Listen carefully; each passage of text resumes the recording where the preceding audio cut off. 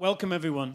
As you heard, my name's Tony Ryan, and I work here. Sheffield's my home, and I work here at the university. And I watched the movie yesterday, and it was a revelation to me, absolutely a revelation, a fantastic documentary that put in context the things I work on professionally, but in a very, very different way. So here at the University of Sheffield, we work on sustainability, we work on food, energy, and water security.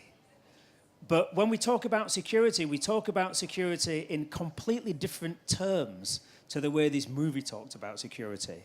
So just to get us started, I think we ought to let Jared, Sam, kind of explain to us why you took this really different take. You know, my take on food, water, and energy security is kind of cuddly. Right? Why did you take this distinctly uncuddly approach?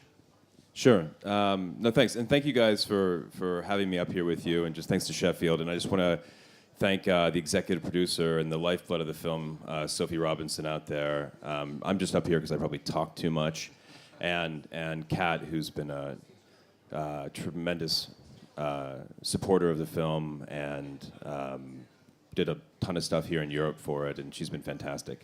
But yeah, so we decided, I think that we wanted to look. A lot of us have probably seen climate change films. You guys are obviously really well versed in the science of climate change. I think I've made films before that have looked at the climate science. We've looked at the 2 degrees Celsius, the carbon budget, all these things that are really interesting and really important to know. But sometimes that falls on deaf ears. I think that, as you guys know, science facts don't move people often. We think they should. I think some of us internalize those, and we can recognize that spells disaster. That there's a moral imperative. There's an urgency when you hear some of these frightening statistics. But some people still see climate change as this esoteric environmental issue that's kind of over there, and this happens a lot in the United States.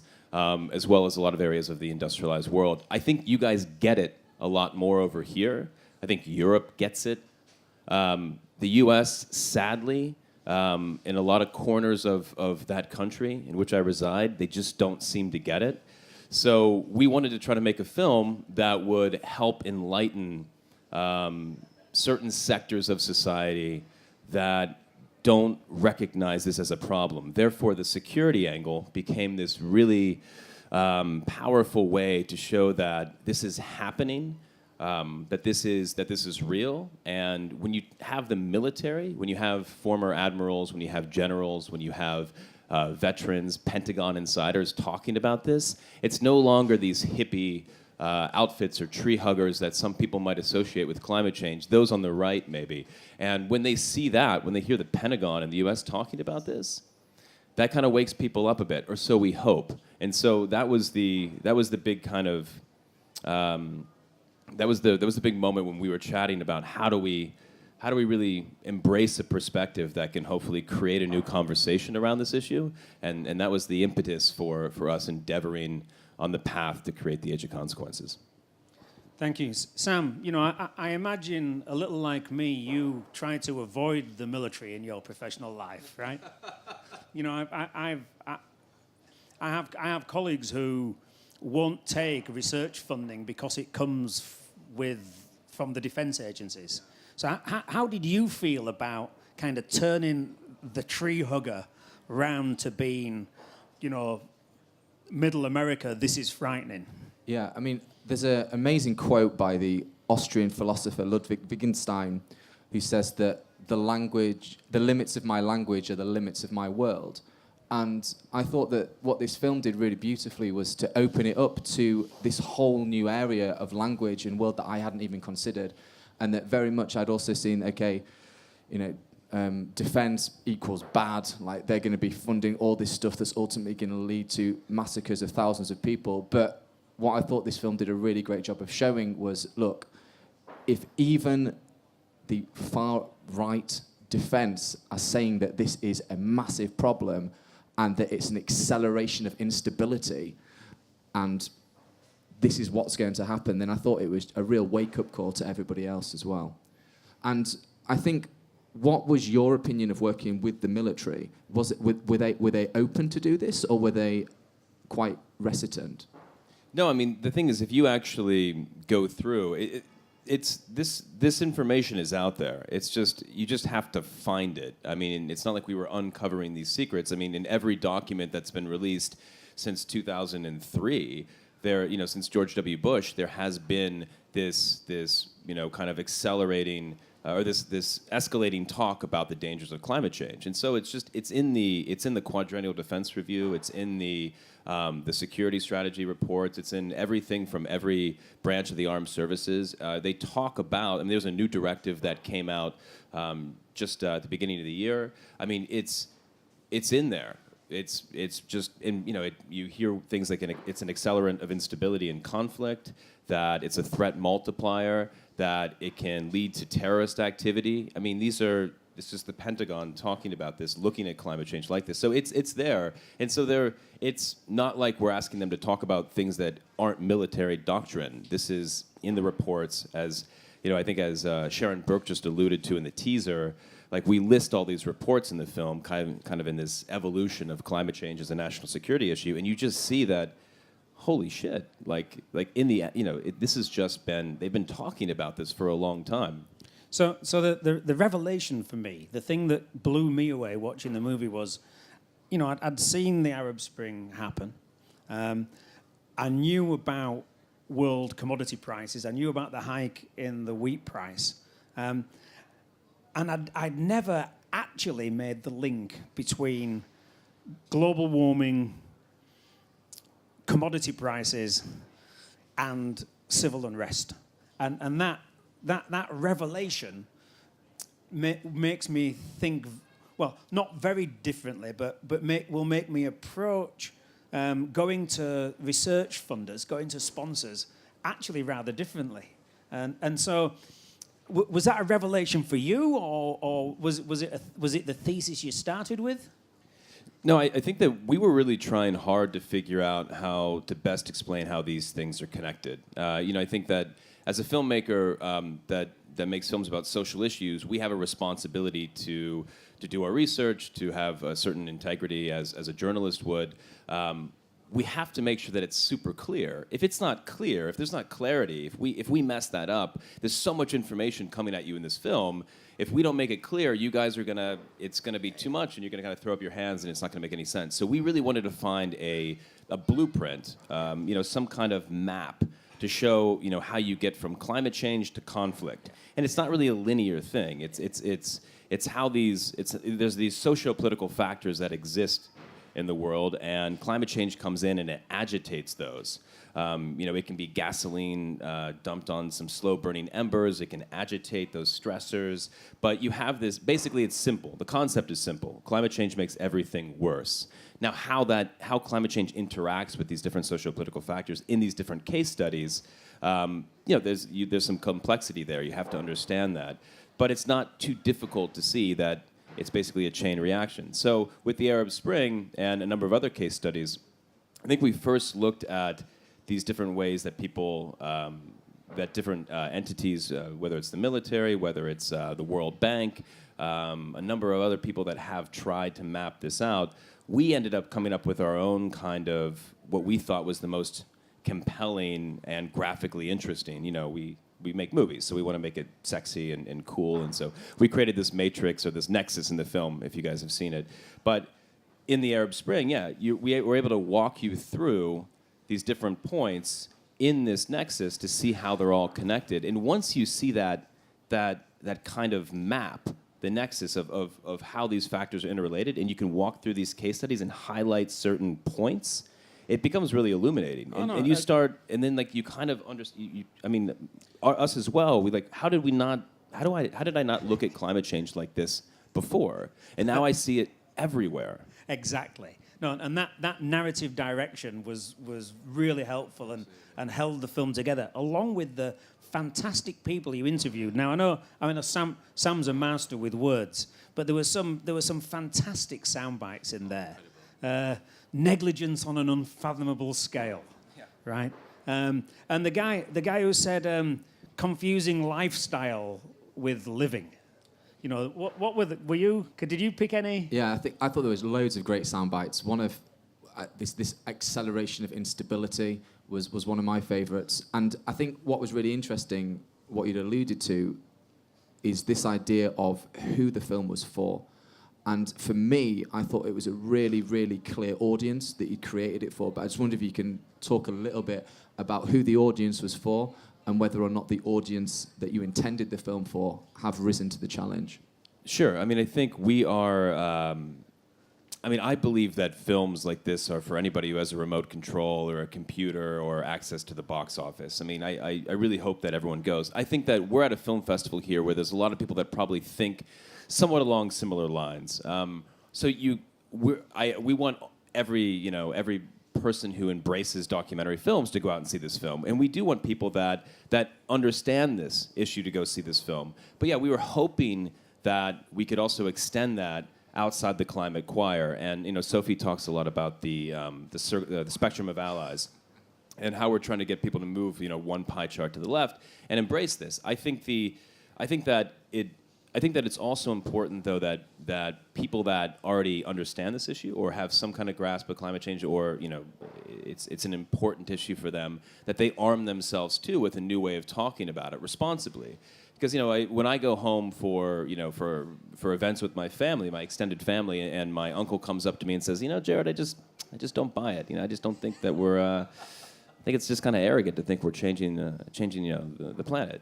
It's helpful to say, well, hey, there's these generals and these admirals and a bunch of people out there that are talking about this. That's out too. So. We can shout as well so that is I think that's an important thing. But yeah, hopefully I think as any documentary filmmaker can attest, I'm sure there's a lot of people out here that work in film, right? Anyone who works in film here? Yeah, it's important to try to I think always extend and embrace a new audience, but we don't want to alienate our core audience, which is often a certain fraction of people that go out and embrace documentary films. Can I just, based on that, ask a question to both of you as well? So Tony was talking about amazing sound bites. There's a really great sound bite in the film where they talk about a failure of imagination. And I think to a certain extent that the climate change agenda, there's only so much you can get from PowerPoint presentations, from TED Talks, from 20,000 Guardian articles, and we need to go beyond that, and we need to start engaging the artistic community as well. And I know that both of you are very, very heavily involved with those areas, and do you think that this is a mantle that poets, artists, filmmakers need to be taking up as well? I mean, go on. So I'm a chemistry professor at the university here, and I've worked with a poet called Simon Armitage to write. He wrote a poem about a research project I work on, which is to clean up the air. So we have a poem that's 30 meters high, 20 meters wide, printed on a poster. It's coated with some chemistry that literally sucks nitric oxide out of the air, and he wrote a poem about that, and that poem had more attention than any of the research, kind of by a factor of 10, and we'd even done kind of catalytic genes to make people environmental cleanup agents, but poetry, in particular, seems to hit the right note with, well, certainly sections of the media and sections of the public. But obviously, your art form is one that's really accessible. So. Yeah, I think what we always say, considering we're here at a film festival, I think most people understand that film, the visual medium, is kind of the prevailing storytelling medium of our time. So, and there's also such a low entrance barrier. I always say this, but anybody can go see a movie. We do it every day. We're so used to consuming this type of media that I can bring my uncle to see a movie. I can bring whoever it is, whatever their political persuasion is, whatever their age is, we can all do it. It's such a low entrance barrier, right? So I think film has a way of communicating messages that some other forms don't. But at the same time, I think everything helps, whether it's art installations, whether it's dance, whether God, if you're an accountant, there's plenty of NGOs that need accounting. Like there's so many things that you can do. I think whatever it is that you do, we just happen to make movies, right? That whatever it is that you do, I think that you can take your time and you can take your talents and you can devote that to whatever the issue is. And in this case, I think which is one of the most critical issues, if not the most critical issue we face on our shared planet, which is climate change, that I think that film is just, it's kind of compulsive. We can't stop making climate change films. So we talked earlier when we were sat around kind of preparing about the moral imperative. Yeah. And the thing that struck me about your movie was, and it's a question for everyone really, will we all start to do something to mitigate climate change only when it becomes a selfish reaction? That for people in the West to do something about climate change actually means being a little less comfortable. It means giving things up. It means doing stuff in a different way. So does it really have to bite before the moral imperative takes over? Because we share a moral imperative, but I think we're in a minority. I think actually you've touched on a really important thing there, that for me climate change is actually a symptom of a much larger problem, which is the fact that the entire globe is overpopulated and that everybody wants to have a standard of living that is equal to ours, including us. Well, actually, it's equal to theirs. Yeah,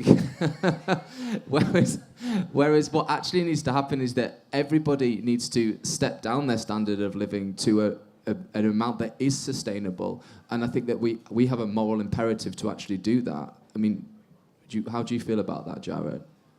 Yeah, no, I do. I think here's what's also difficult. I'll explain some psychological problems here that I have. I want to talk about. Is this like a therapy session? Yeah, sure. No, but look, there's a saying like what? Sentiment without action is the soul's ruin. I think that the thing is, a lot of us can see the moral imperative, but how much are we really changing? I think that maybe we make these films. I think that's us trying to do our part, but is that enough? Probably not. I mean, there's so many things that we have to do as a shared society, and I think what's tough is that we're all. I flew here. We're all beneficiaries of cheap fossil fuels. We're all perpetrators. We're all victims. It's a difficult thing to reconcile. And as we mentioned in the film over and over, even with the rising awareness of this problem, our missions are accelerating. And God love Germany. They're doing amazing things, and they're doing amazing things with solar, but their emissions are still going up. This is a difficult thing that we have to reconcile. What are we doing? I mean, even with Paris, I mean, you look at the emissions gap, everyone says 2 degrees, or, it's like 3.5. Yeah. If you add those up, 6, there's a huge emissions gap here. Like, what are we doing? Wow. And I don't know, it becomes so overwhelming because, I think that we try to do things that I'll try to have a smaller footprint or to do things that educate. But God, I mean, it's almost like the way our whole system's set up, we're set up to fail, right? Unless we have this dramatic, paradigm shift and really change. So I went to the climate change talks. In fact, I went back and forth. So I'd arranged to give the prizes out at a high school, and I didn't want to let them down, and I had to teach. So I went there, took a bunch of students there, did a couple of events, came back to Sheffield to do the high school thing and to teach the next day, then went back to the climate change talks because I had another event to do. And the headmistress was introducing me, and she said to the audience, Tony flew back specially from Paris to do tonight's prize giving.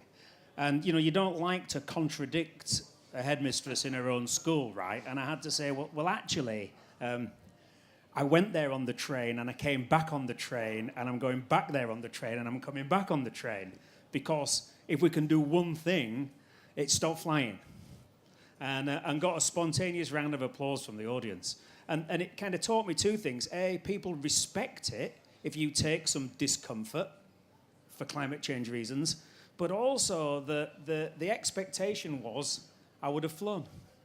And it's breaking those expectations and allowing people to benefit from a bit of hair shirt, right? You know, we need to be proud of the things we do. You know, my wife sat in the back there. She hates driving around in a really, really old car, but it still works. And we don't need to buy a new one. And kind of doing, you know, those things to kind of just change the way you live. I mean, not having a car would be even better, of course. But, you know, if you have to have a car, have an old one. I mean, if I could pick up on that, I think it's important that we try to do whatever it is that we can. I think it's more of an attitude thing. 'Cause I mean, I think it's very important, but I see it more as an attitude shift, because like what I'm doing is so small. It doesn't mean I shouldn't do it, but like it's more this attitude, because I think if we don't have as a society, as a global society, as global citizens, if we don't all change our attitudes towards this, if we don't all start thinking collectively and thinking about the consequences, then I don't know if we're going to arrive at those solutions fast enough, right? So I don't want to belittle the small acts that we make. I think that everything adds up, but I think that it's that larger shift in thinking, because it really, and not to be kind of to use the kind of like the old Einstein saying, but if we keep using the same kind of thinking that got us into this problem as opposed to a new way, we're not going to get out of it. And I think that global shift, I think starts with each one of us. I think you've touched on the net as well, because I think that climate change is an interdisciplinary problem. It's not a science problem. And C.P. Snow said in 1952 in the Two Cultures lecture that the only way to solve truly global interdisciplinary problems is to unite the two cultures of the arts and the sciences. And I think that's what your film actually starts to do, to look at creative ways of bringing those together, so that not only do we have individual shifts, like my commitment is to offset my carbon emissions. I go vegetarian now 3 days a week. But as well as that, it's this paradigm shift that we need to do across the globe. And I genuinely think that your film's going to have a big impact in doing that as well. I mean, I think hopefully it does some small part. I don't think we want to overstate what, I believe in the power of film. I believe in film as a tool for social change, but we also have to put it in perspective. I mean, but yeah, any little bit helps, right? But I think that just people, I can't believe we're still here in 2016, and I'll only reference the U.S. here, but I can't believe people still don't recognize this as a problem, because if you just don't fundamentally recognize that this is an issue, which so many people don't, and there's reasons for it, I think, too. You have to then reckon. As soon as you recognize the problem, you have to do something about it. Yeah. I mean, it makes sense why people. I understand why people don't want to. It's very inconvenient to believe in this. It also, if you believe in if you worship at the altar of the free market, it's difficult because the free market got us here. So there's ideologies that are not consistent with accepting this. So I recognize that. I actually have a little bit of empathy for people. So you two have been kind of quoting people for all of the 20 minutes. We always use other people's words. For all of the 20 minutes, and kind of recycling other people's words are good, right? But, I think you've hit the... That's what we do in this film. It's all everybody else's words. I mean, Sophie and I don't have a voice in the film. So no, and that's great. But the one thing you just said is the free market isn't going to get us out of this. And certainly, essentially the voices in your movie were the voices of neoliberalism. And neoliberalism is just kind of the last bit of this journey of continuous economic growth that's got us here. And the real hard thing for us to recognize is continuous economic growth is not the answer. It really isn't the answer.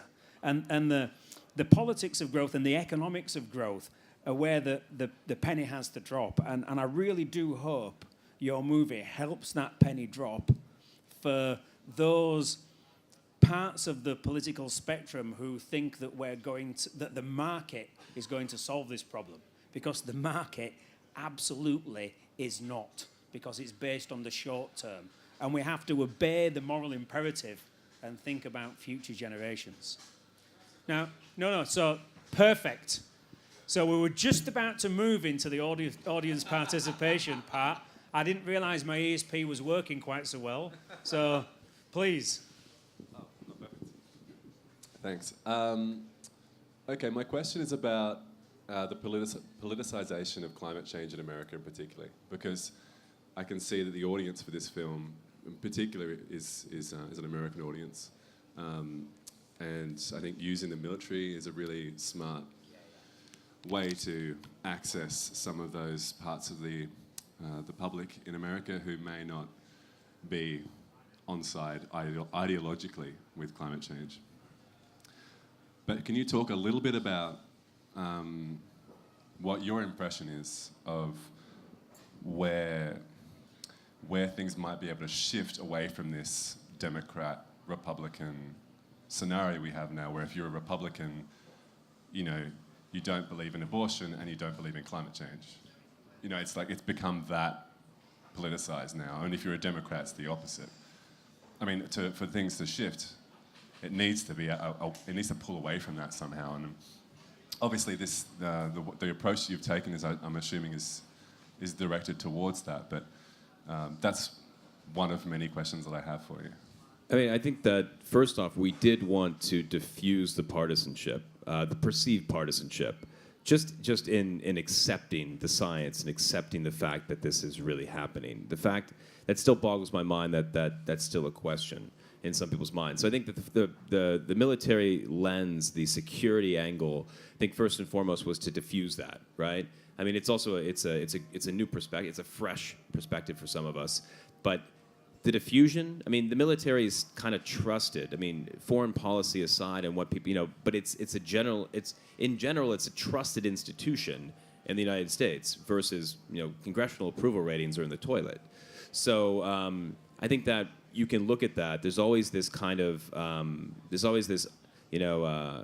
unfettered support from both political parties for the military. So when you hear this, and when you hear it coming from the military, it's harder to, and it's not a bunch of scientists that, just are in it for the grant money. It's really about, these military leaders. So I think that's really important.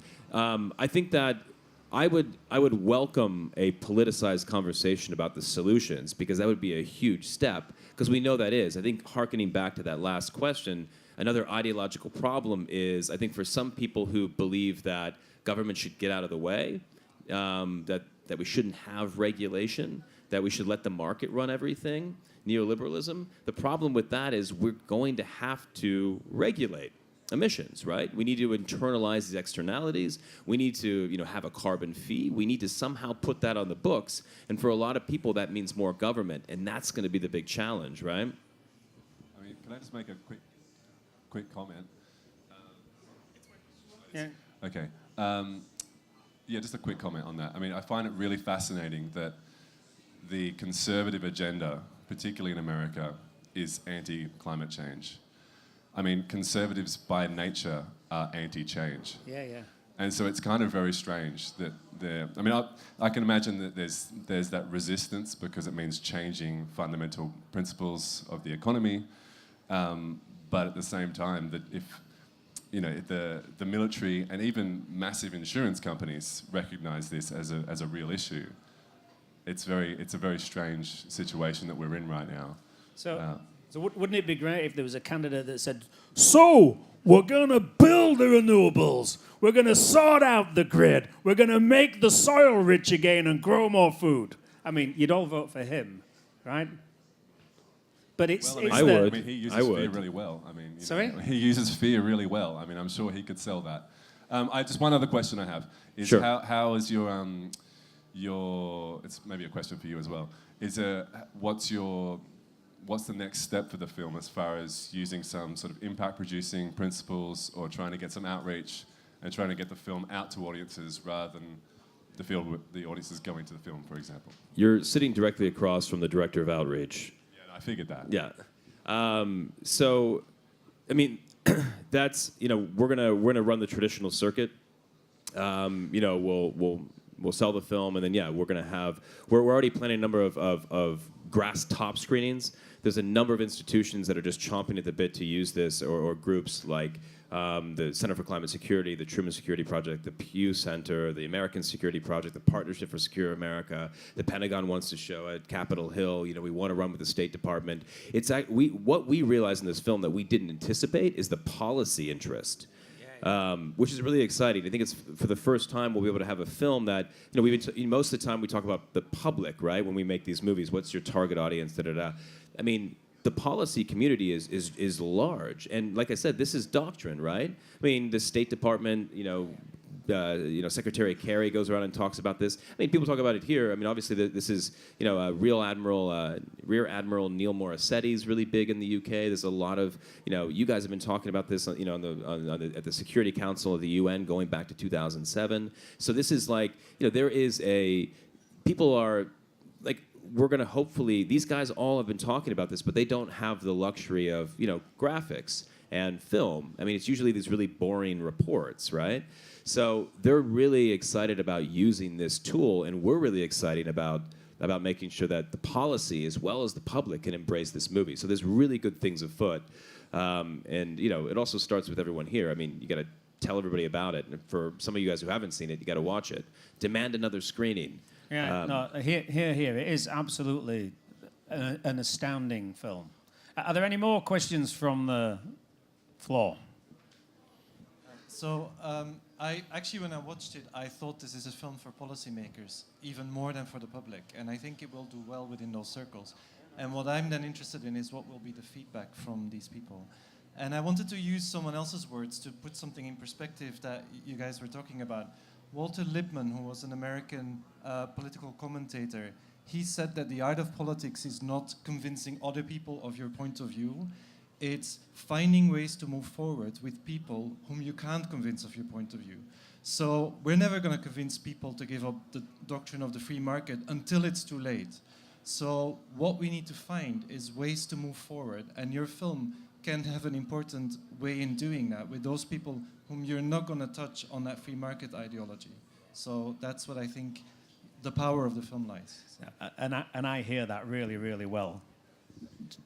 I mean, I don't want to go off on a tangent about too much into the market, but I mean, because also there's something you have to realize is that I think that you can just as easily, I think, bet on the fact that we're not going to change, and the market can work in a way where people can make money on the continued destruction of the planet. But if we try to think just in terms of like the corporations that are also leading the way in renewables, hopefully we can keep showing that can be profitable and beneficial to the people. The one thing that I want to maybe leave on if we're about to run out, and this is something I think about a lot, and I probably say it too much, but I think it's really important. We talked about individual responsibilities. We've, I think, inferred to our collective responsibility. The two catchphrases in climate change, right, are adaptation and mitigation in terms of what we have to do.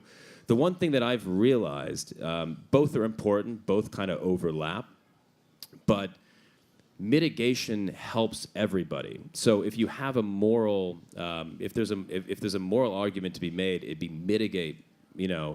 Don't use energy that you don't need, but also we have to rapidly deploy renewable technologies because that helps everybody.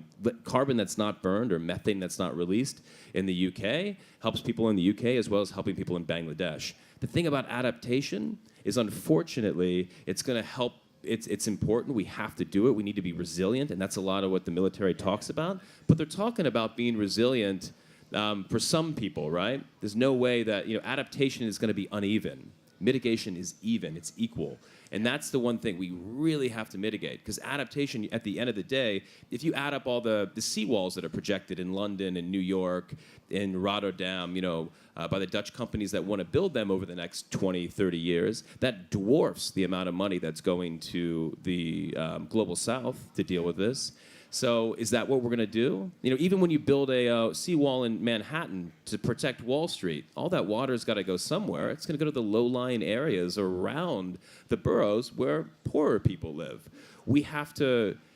The thing about adaptation is we got to try to avoid the fact we already have people on this planet that have done the least amount to contribute to this problem, that are suffering the most, and they're going to continue to suffer still with adaptation. So we really have to mitigate. We really have to mitigate. Last word from Sam. I just want to say thank you again very much for the film, and I would challenge everybody to actually go away and do something about this. And there's ways for you to get involved with your local communities, to get involved with your local council, and they're screaming out for experts to actually help implement things at the grassroots level so that we don't have to adapt, we can mitigate in the first instance, and that's the key point from an altruistic and from an ethical point of view. Great. Well, I want to thank both Sam and Jared for really getting involved and taking part, for you in the audience too, and the Wellcome Trust for putting this together, Rimmer for organising it, and thank you very much to DocFest for allowing us to have this great conversation. Thank you very much indeed. Thank you, Thanks so much. And what you can do right now, too, is, you can also follow us on social media, because Sophie's going to keep blasting all this important stuff, so you can keep learning more.